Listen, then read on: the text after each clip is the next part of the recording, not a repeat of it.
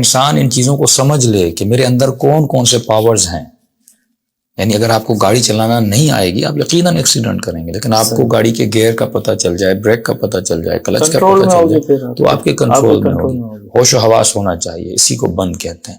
اس لیے فرمایا اگر انسان اپنی عقل سے اپنی طاقتوں کو کنٹرول نہ کرے تو 1 سیکنڈ میں وہ 65,000 انسانوں کا قاتل بن سکتا ہے. اللہ اکبر. ایٹم بم پھینکا، کتنے لوگ مر گئے؟ 65,000 لوگوں کے قاتل بنے، کیونکہ انہوں نے اپنے قوہ غضب کو کنٹرول میں نہیں لایا تھا. جب وہ ایکسٹریم لیول پہ چل گیا وہ قاتل بن جاتا ہے. آج یہ موویز، یہ فلمیں جو آپ دیکھتے ہیں، بچے اتنے ہائپر کیوں ہو رہے ہیں؟ یہ لوگ اس کی انتہا پہ لے جا رہے ہیں. US میں دیکھیں اتنے ریپ کے کیس کیوں ہو رہے ہیں.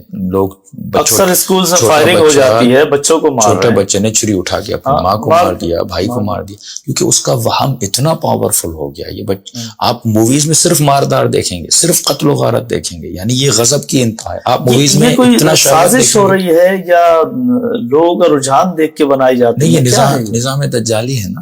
تو انسان اگر اپنی ان قوات پر، اپنے جذبات پر کنٹرول نہ کرے تو انسانیت کا بھی قاتل بن جائے.